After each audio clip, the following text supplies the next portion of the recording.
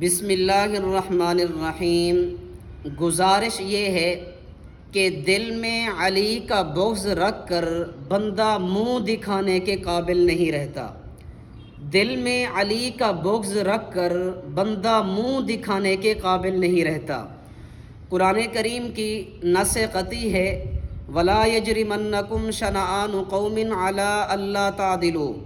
اور کسی قوم کی دشمنی کے باعث انصاف کو ہرگز نہ چھوڑو۔ یہ بدبخت اور بد نصیب شخص بھی سیدنا علی المرتضیٰ رضی اللہ تعالی عنہ کو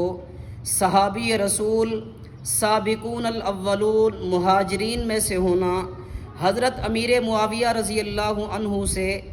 مقام و مرتبہ کے اعتبار سے بلند تر ہونا، یہ سب کچھ تسلیم کرنے کے باوجود حضرت علی المرتضیٰ رضی اللہ تعالی عنہ پر روافض کی دشمنی میں تبرہ کر کے، عظیم ترین صحابی رسول پر طنز کر کے اور ان کی دینی مسلمہ خدمات کا انکار کر کے دشمنان صحابہ کی لسٹ میں اپنا نام لکھوا رہا ہے۔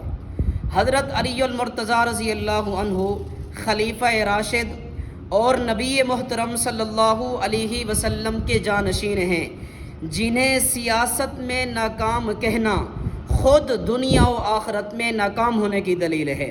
حضرت امیر معاویہ رضی اللہ عنہ یقیناً زیرک اور مدبر تھے،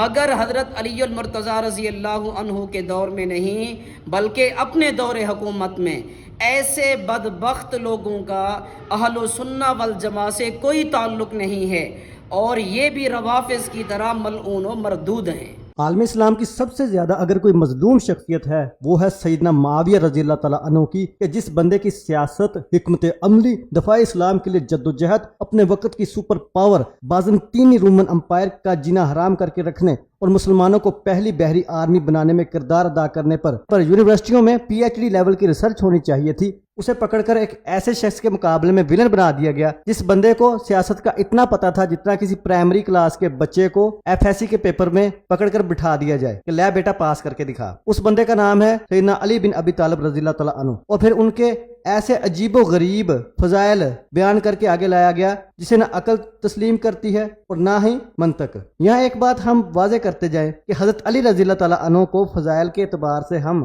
معاویہ رضی اللہ تعالیٰ عنہ سے بہتر سمجھتے ہیں، کیونکہ حضرت علی رضی اللہ تعالیٰ عنہ سابقون الاولون میں سے ہیں، بدری صحابی ہیں، عشرہ مبشرہ ہے، نبی پاک صلی اللہ علیہ وسلم کے کزن اور ان کے داماد ہیں، مگر یہ فضائل ان کے اخروی آخرت کے ساتھ ہیں، ان کی ذاتی حیثیت تک محدود ہیں، جبکہ سیاسی معاملات میں وہ ناپختہ اور نا تجربہ کار نظر آتے ہیں۔ حضرت علی رضی اللہ تعالیٰ عنہ کی سیاسی کوئی کامیابی نہیں تھی، نہ ہی کوئی غیر معمولی قابل فخر کارنامہ انہوں نے سر انجام دیا جس کی وجہ سے ان کی محبت میں غلو کرنے والے اور دین کا پاوا ثابت کرنے والوں نے ان کے عجیب و غریب جنگی قصے بیان کر دیے جن کا خود حضرت علی رضی اللہ عنہ کو پتہ نہیں ہوگا۔ مثلا کہ جنگ بدر جتوانے والوں میں حضرت علی رضی اللہ عنہ تھے۔ اچھا جی وہ کیسے؟ وہ اس طرح سے کہ 40 کفار مکہ کے بندے مار دیے انہوں نے۔ اچھا دلیل کیا ہے؟ وہ یہ نہیں بتاتے کہ دلیل کیا ہے، مگر علی علی علی اور دوسرے پر بغض علی کا الزام لگا کر بھاگ جاتے ہیں، جبکہ حقیقت یہ ہے کہ غزوہ بدر کا اللہ نے جو قرآن میں نقشہ کھینچا وہ یہ ہے کہ اس جنگ سے پہلے مسلمان کمزور تھے، اسلحہ پاس نہیں تھا، نبی پاک صلی اللہ علیہ وسلم اللہ کے حضور سجدے میں گرے رو رو کر التجا کر رہے ہیں، اللہ اپنے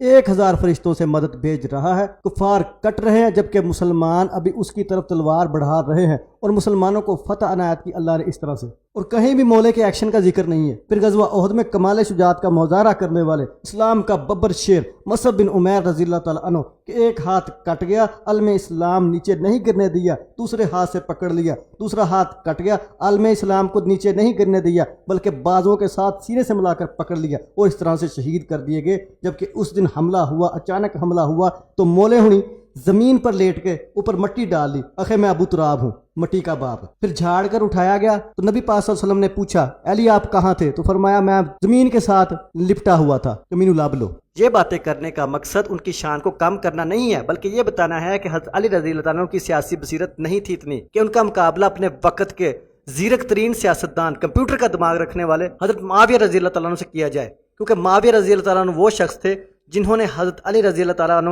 کی جانب سے کیے گئے غلط فیصلوں جس کی وجہ سے ہزاروں مسلمان شہید ہو گئے تھے اور حالات بہت خراب ہو گئے تھے، تو ان حالات کو سنبھالا حضرت معاویہ رضی اللہ تعالیٰ عنہ نے دیا اور اسلام کے نظام کو اتنا مضبوط کر دیا کہ سعد بن وقاص رضی اللہ تعالیٰ عنہ جیسے جلیل القدر صحابی، بدری صحابی یہ کہنے لگے کہ معاویہ رضی اللہ تعالیٰ عنہ سے بہتر حکمت و دانش اور فیصلہ کرنے کی صلاحیت رکھنے والا کوئی نہیں۔